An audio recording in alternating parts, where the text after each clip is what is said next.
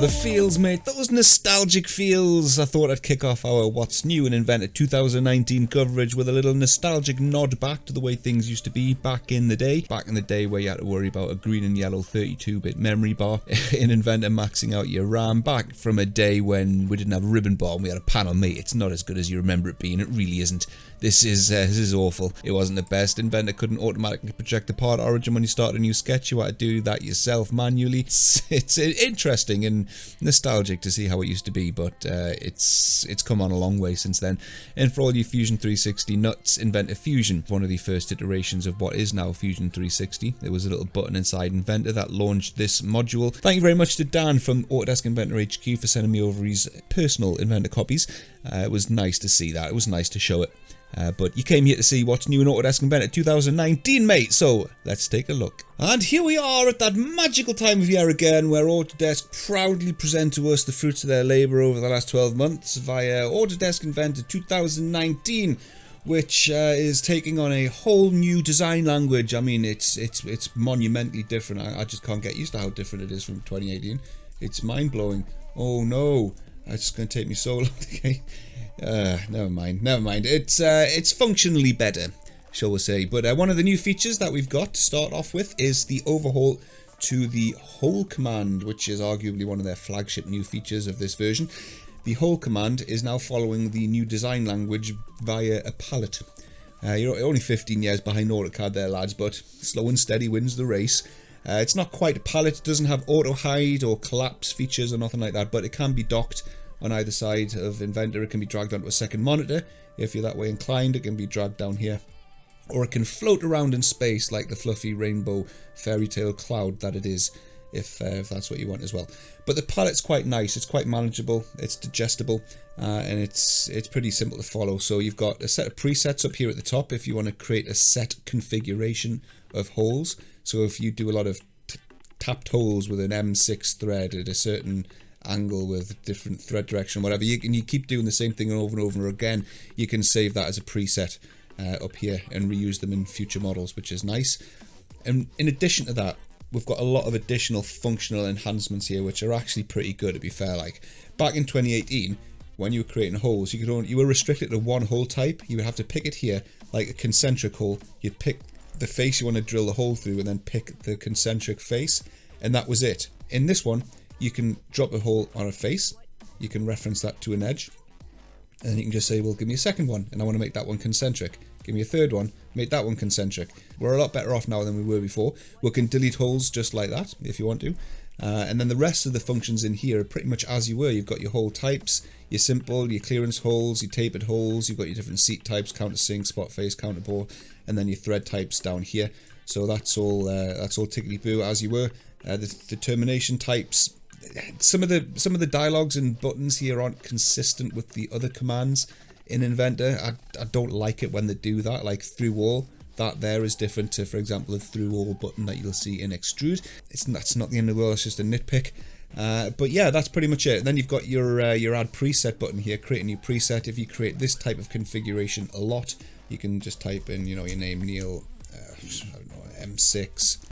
Yeah, whatever. Just to save it as whatever you want, click the tick, and then that is now available to be used in all future models that you create in your Inventor session. You can't sync this setup to the cloud or whatever like that. That would be nice if you had a desktop and a laptop and you could sync your styles to the cloud and it'll be available in other sessions. That would be nice, but unfortunately not.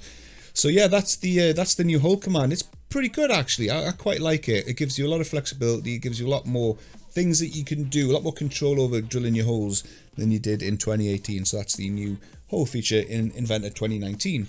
And heading on over to tubing and piping for a long overdue, long-standing new feature request, which has finally been done, and that is the ability to lock the length of a hydraulic hose. Oh my god, finally.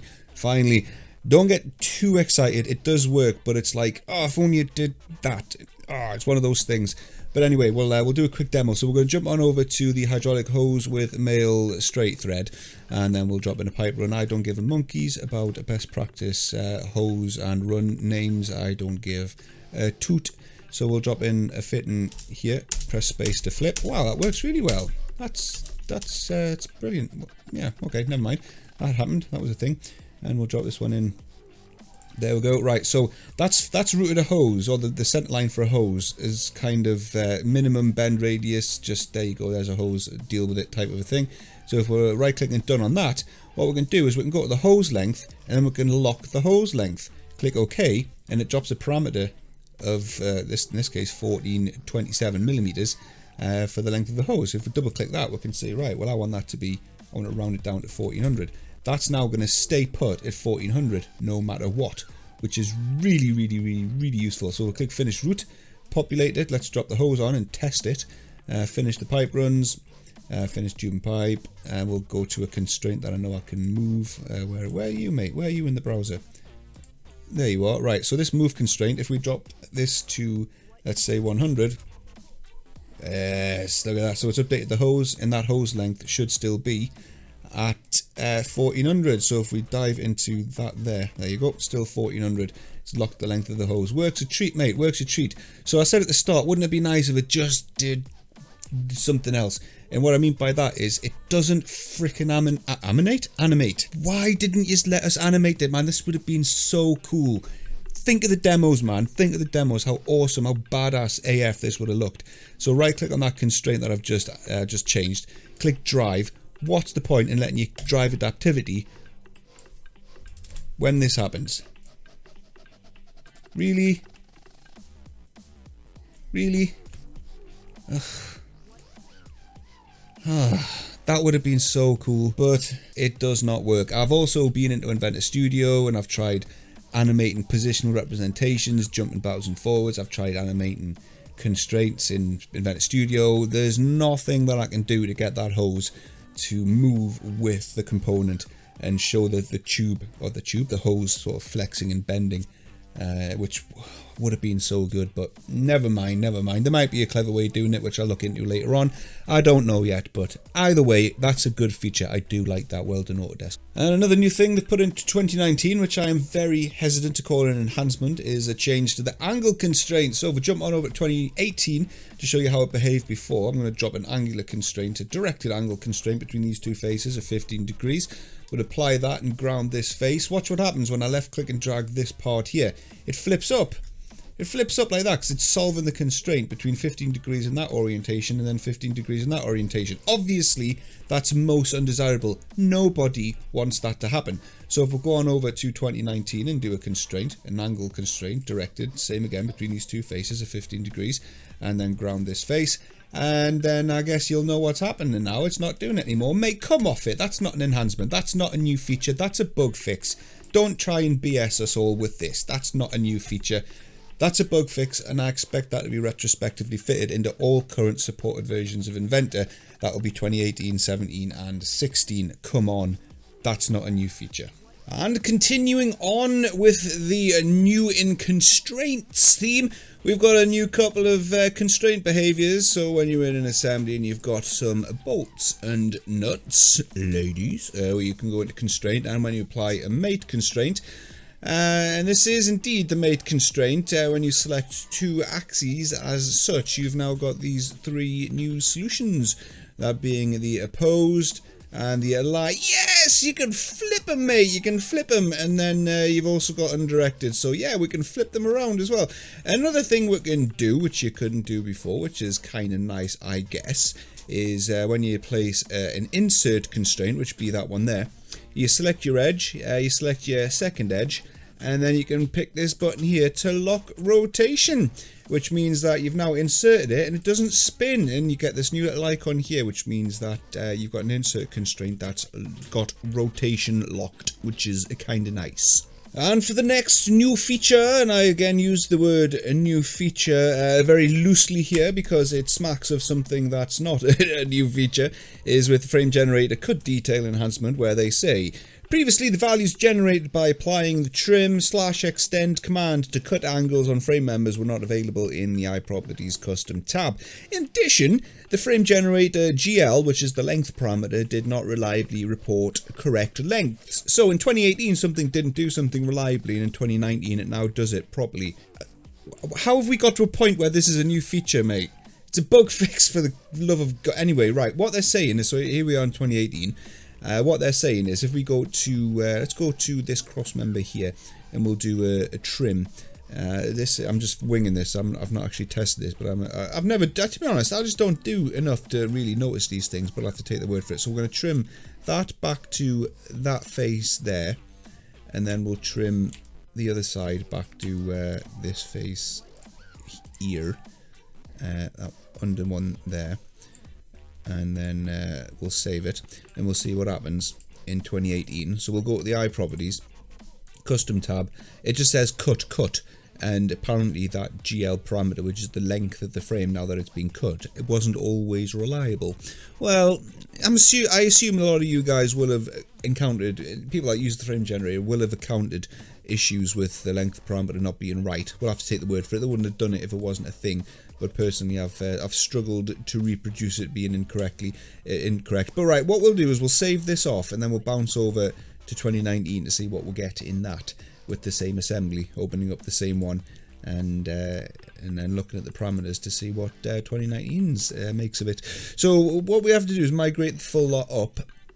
So we'll save the full lot up, and then I think we've got to do a rebuild all on it apparently to get these new parameters updated. So did that do it? That was rather quick. That was suspiciously quick. So I'll save it again, and then we'll go to the frame that's got the treatments on it, which I think is that one there. If we're looking at it at the same angle, we are indeed. So we'll go to part priority, go to the eye properties of this, and what we'll see in the custom tab is we've now got cut angle, 45 degrees, 45 degrees. New feature though.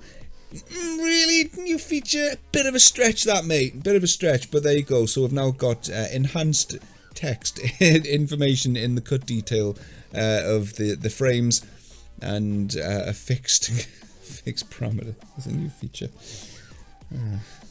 Now I've got a couple of scrumptious part enhancements for 2019, which one of them's amazing and the other one's a bit, well, fair enough, I suppose. And the first one is enhancement to the fillet command. So when you select an edge in the fillet command, I picked the wrong edge there, but it's fine. We can improvise with this one here. We've got the option of selecting this drop down here, mate, and going for an inverted fillet, and it'll go the other way. I know, you'd think you'd be able to do this already, but negative on that one. This is new. You could do this via some tomfoolery shenanigan workarounds in the past, but now we've just got the option of going for an inverted fillet, in addition to your smooth G2 and tangent fillet.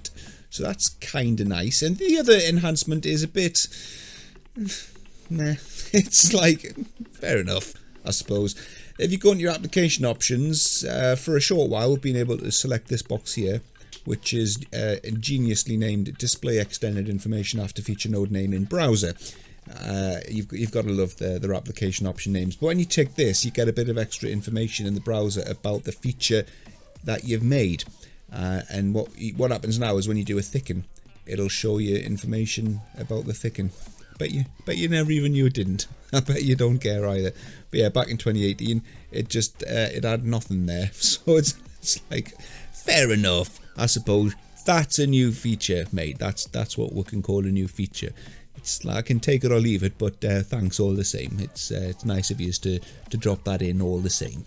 Next on the list is something else that I'm hesitant to call a new feature, because it's been around for a long time, but it was in the SDK for Inventor. You had to go and find it, know it was there, and then install it, and it wasn't supported, I don't think, but now it's integrated into the program and supported, and it's the Inventor Color Scheme Editor.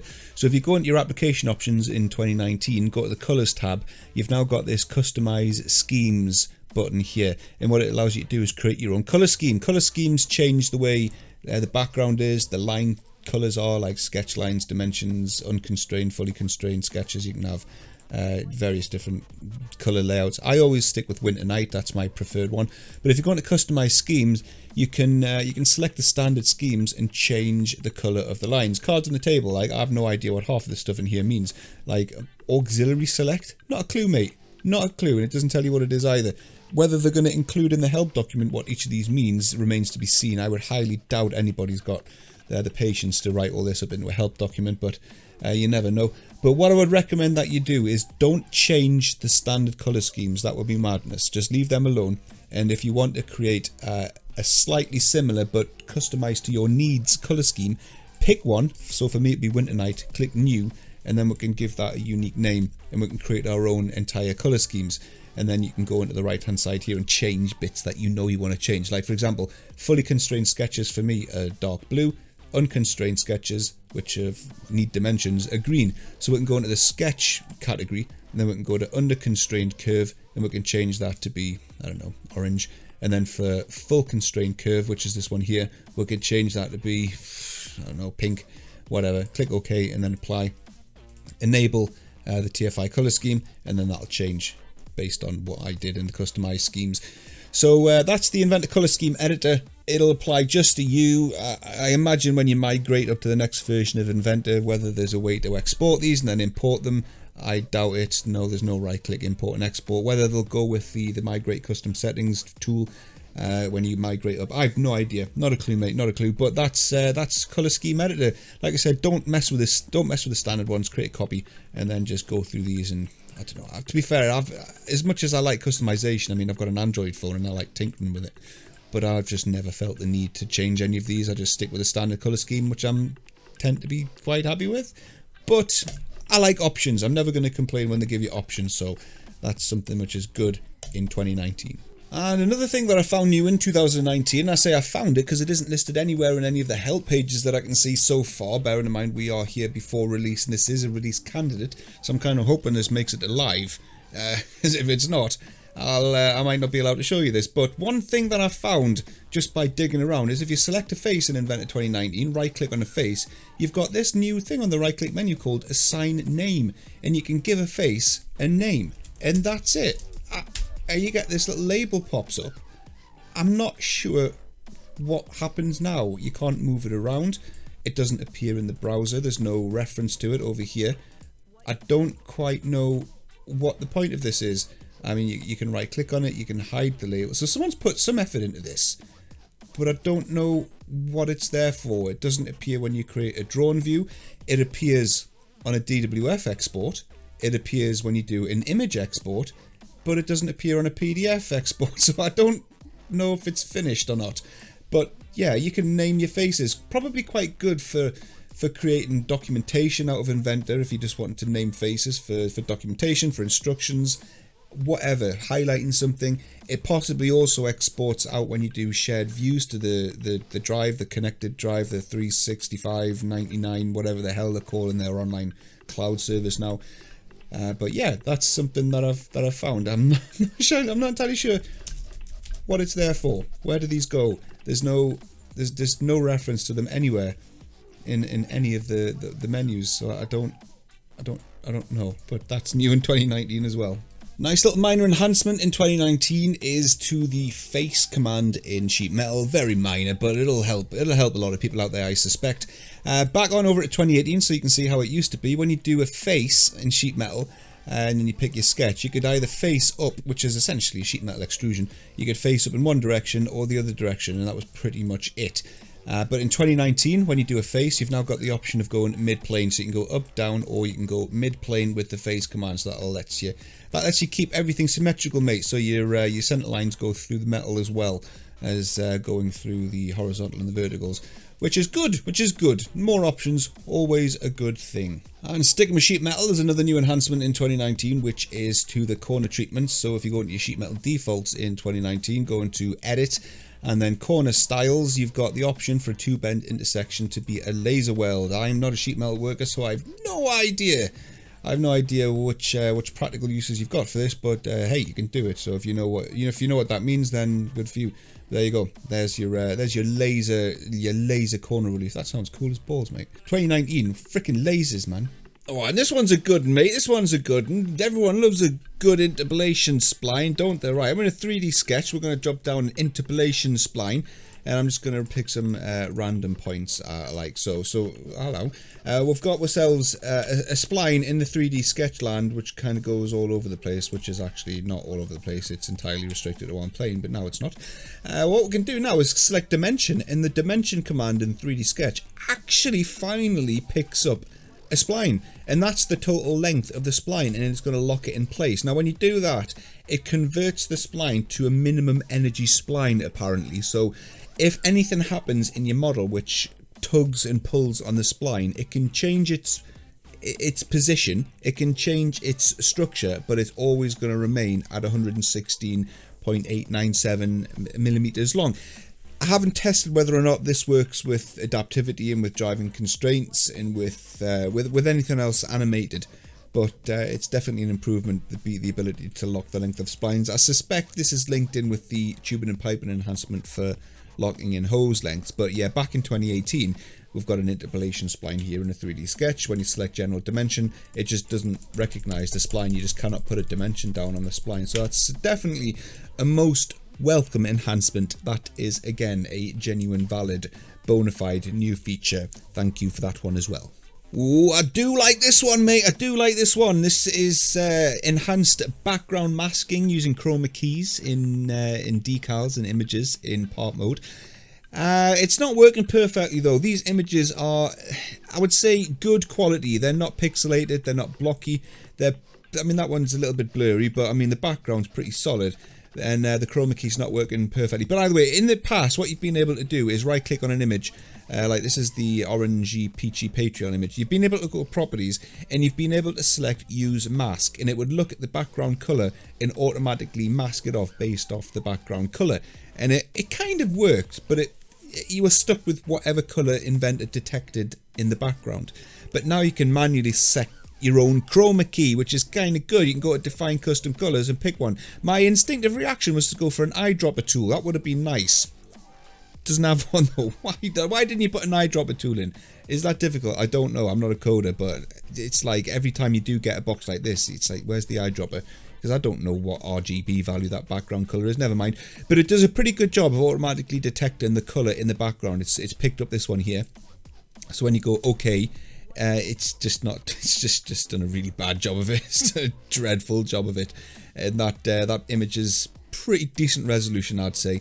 So that one hasn't worked very well at all. So we'll go to this next image, the flex image, which is image 2, I do believe. Let's go to the properties of this one here. Set Chroma Key. You see it's automatically picked up the red. Click OK, and it's again it's done equally as dreadful job. So we've got the ability to do this now. We can tweak it. Whether or not tweaking it's actually going to make any difference, no. It's not done it at all. It's done a really poor job of it. But yeah, you've now got that ability. An eyedropper would have been much nicer. Your image looks like it needs to be pixel perfect in every way, like Mary Poppins pixel perfect for it to work. But it's better than what we did have. In previous versions, it would automatically pick up the background color and just go with whatever that was. But now we've got the custom Chroma Key. Could be better, mate. Iterate on it, improve, and we'll get there in the end. But that's a much welcome enhancement. I do like that. And so, in addition to everything that I've demoed, there are a number of additional enhancements in 2019, which I'm not going to bother demoing, or this will go on forever. But I'll just discuss a few of them. For example, we've got Migrate Custom Settings, which has been something that AutoCAD and other AutoCAD verticals have had for quite some time.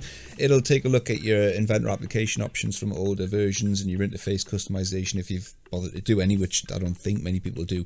And it'll migrate your old Inventor interface and application options up into 2019. How that works with file paths.